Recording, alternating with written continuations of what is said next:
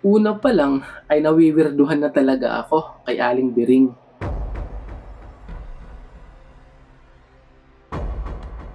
Kung may choice lang sana, ayoko siyang makasama. Madalas ko kasi itong nakikita na nagsasalita pero wala namang kausap. Ewan ko ba kung bakit. Basta, iba ang kutob ko sa bago kong yaya. Magandang araw po sa lahat ng tagapakinig. Itago niyo na lang po ako sa pangalan na Zaira. Laking Bulacan, pero sa ngayon, nandito po ako sa Maynila. Taga rito po kasi ang napangasawa ko. Ang kwentong ibabahagi ko ay nangyari pa noong 1980s. Bali nag-iisang anak lang po ako. Si Mami ay nasa ibang bansa. Si Daddy naman ang kasama ko. Pero dahil sa kanyang negosyo ay madalas wala rin siya sa bahay. Mabuti na lang at meron akong yaya, si Ate Luna. Mula nung pagkabata hanggang sa nagdalaga na ako ay si Ate Luna ang naging kasama ko sa bahay. Ngunit nagbago ito nung bigla siyang nagpaalam. Uuwi raw siya ng probinsya pansamantala dahil may sakit ang kanyang ina. Pumayag naman si Daddy.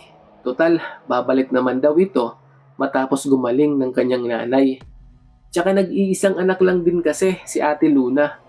Kaya walang ibang mag-aalaga sa nanay niya kundi siya lamang. Makalipas ng isang linggo mula nung umalis si Ate Luna ay nakahanap naman si Daddy ng magiging bago kong yaya. Siya si Aling Biring. Mahaba ang buhok at may saktong pangangatawan lang. Actually, wala kaming masyadong alam sa background ni Aling Biring. Basta't kinuha na lang ito ni Daddy. Medyo napaisip ako doon sa desisyon ni Daddy. Mahigpit kasi ito pagdating sa akin. Kaya nakapagtataka kung bakit siya kumuha nang hindi naman namin lubusang kilala. Ngunit hinayaan ko na lang din ito. Total, sabi naman ni Daddy, ay pansamantala lang. Makalipas ng ilang araw mula nung makasama ko si Aling Biring ay may napansin agad ako. Parang may kakaiba sa kanya. Ewan ko, pero nawiwirduhan talaga ako. Madalas kasi itong nagsasalita pero wala namang kausap. Unang beses ko siyang nakita ay nung naglalaba ito. Habang nasa likod niya ako ay kitang-kita ko na meron siyang kinakausap. Ang nakakapagtaka lang ay hindi ko alam kung sino. Wala kasi akong makita.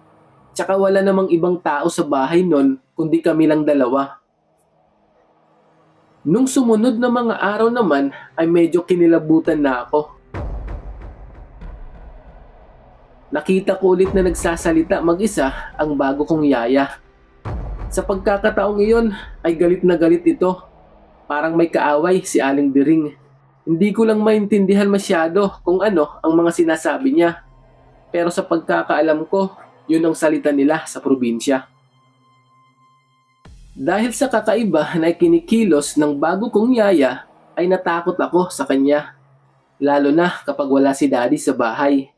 Nagkukulong na lang ako sa loob ng kwarto at sinisigurado na palaging nakalak ang pinto.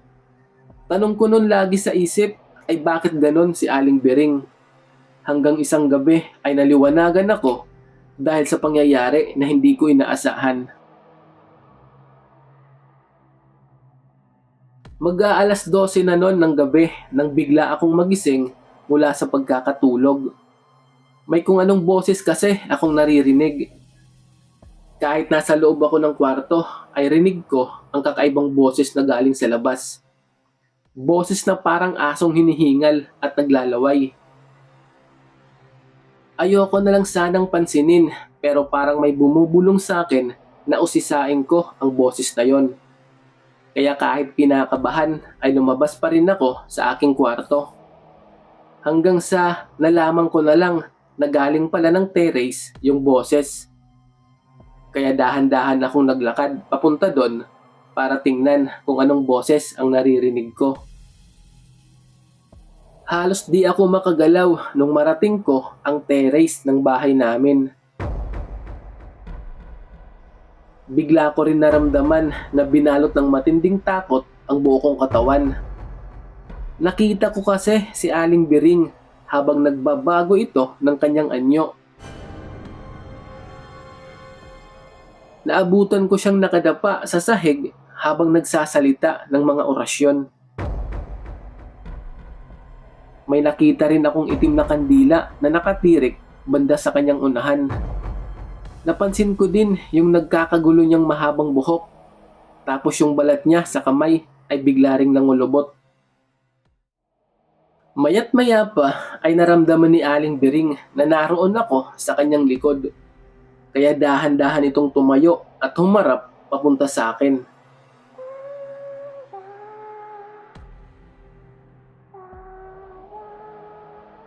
Nung nagkaharap na kami, ay pakiramdam ko nun para akong mahihimatay. Sobrang nakakatakot kasi ang nakita kong mukha ni Aling Biring. Una kong napansin ay yung mapupula at nanlilisik niyang mga mata. Meron ding matutulis na ngipin sa taas at baba ng kanyang bibig. Kitang-kita ko rin ang malalapot niyang laway na unti-unting tumutulo papunta sa kanyang dibdib. Talaga namang nakakapangilabot ang nasaksihan ko sa gabing iyon. Dahil doon ay hindi ko napigilan at napasigaw ako ng sobrang napakalakas. First time ko makakita ng ganong itsura, kaya ganun na lang ang naramdaman kong takot. Hanggang sa tumakbo na ako pababa ng bahay para sabihin kay Daddy kung ano ang nasaksihan ko. Pero di pa man ako umaabot sa kwarto ni Daddy ay nakasalubong ko na ito sa may hagdan pa lang. Napansin ko rin na hawak-hawak ni Daddy ang mahaba niyang samurai. Nung tinanong niya ako kung ano ang nangyari ay hindi ako makapagsalita. Ang ginagawa ko lang ay itinuturo ko ang terrace sa itaas ng bahay. Kaya naman mabilis na umakyat si Daddy papunta ng terrace. Bawat hakbang niya pataas ay patindi naman ng patindi ang kaba sa dibdib ko. Nung makarating siya roon ay hindi na niya naabutan ang malahalimaw na bago kong yaya. Bigla raw ito tumalon sa may terrace nung makita si Daddy na hawak ang mahabang samurai. Matapos nun ay bumaba pa si Daddy para lumabas ng bahay. Matagal siya nagpaikot-ikot sa ibaba pero hindi na niya nakita ang bago kong yaya. Kinabukasan ay maagang pinatawag ni Daddy ang kilala niyang antingero sa aming lugar. Gusto namin malaman kung anong klaseng halimaw ang nakapasok ng bahay. Hindi pa kasi maliwanag sa amin ni Daddy kung ano nga ba si Aling Biring. Di nagtagal ay nakarating na ng bahay ang antingero. Agad itong nagsagawa ng ritual at nilibot niya ang buong bahay. Una niyang pinuntahan ay yung terrace namin na kung saan doon ko naabutan na nagbago ng anyo si Aling Biring. Pati yung mga naiwan na gamit ay binusisi rin ng antingero. Malaking tulong rin daw kasi yung mga gamit na naiwan para malaman ang tunay na pagkakakilanlan ni Aling Biring.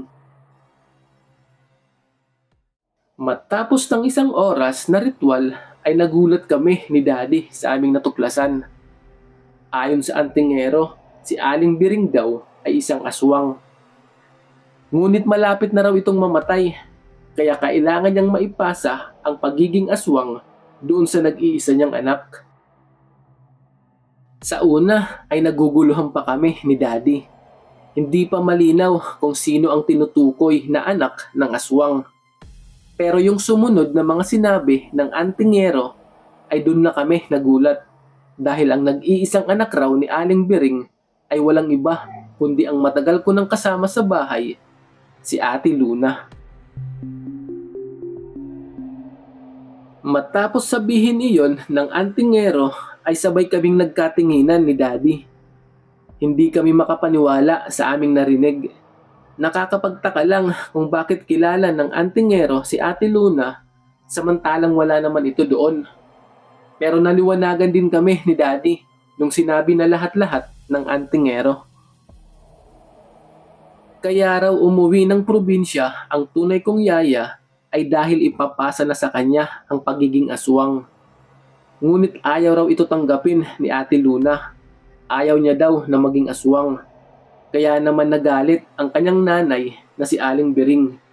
Sabi nito na idadamay niya raw ang matagal ng alaga ni Ate Luna kung hindi ito susunod sa kanya. Ang tinutukoy doon ni Aling Bering ay walang iba kundi ako.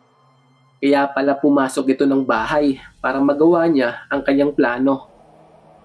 Na-hypnotize rin daw noon si Daddy kaya ito napapayag ni Aling Bering. Tinanggap kasi noon ni Daddy si Aling Bering para maging bagong yaya ko kahit hindi niya pa ito lubusang kilala. Dagdag pa ng antingero ay kaya raw madalas nagsasalita si Aling Bering ay dahil kausap nito ang kanyang anak na si Ate Luna. May kakayahan raw kasi ang mga aswang na kausapin ang sino man kahit wala ito sa kanilang tabi. Sinabi rin ng antingero na ayaw daw ni Ate Luna na madamay ako. Kaya pinili na lang niya ang umalis ng bahay. Matapos maipaliwanag ng antingero ang lahat-lahat ay bigla na lang may tumulo na luha sa aking mga mata. Naramdaman ko kung gaano ako kamahal ng itinuring kong pangalawang ina. Kahit noon pa man ay alam kong hindi ako ipapahamak ni Ate Luna. Kaya ang swerte ko na lang at si Ate Luna ang naging yaya ko. Makalipas lang ilang buwan ay hindi na bumalik o nagparamdam si Ate Luna. Sa katunayan nga ay araw-araw ko siyang hinihintay. Nagbabaka sakali na isang araw ay magpapakita siya. Hanggang sa umabot na ng ilang taon ay hindi na talaga nagparamdam sa amin si Ate Luna. Sa ngayon ay wala na ako sa Bulacan. Mula kasi nung nakapag-asawa ako ng taga Maynila ay dito na kami nanirahan. Pumanaw na rin kasi sila mami at daddy. Kaya simula nun ay di na ako nakabalik ng Bulacan. Matagal-tagal na rin ang pangyayari na yon. Pero di ko maitatanggi na hanggang ngayon ay naaalala ko pa rin si Ate Luna. Hindi rin mawala sa isip ko ang mga iilang tanong tungkol sa kanya. Gusto ko sana malaman kung tuluyan siyang namuhay bilang tao o nagbago ang kanyang isip at tinanggap na lang ang pagiging isang aswang.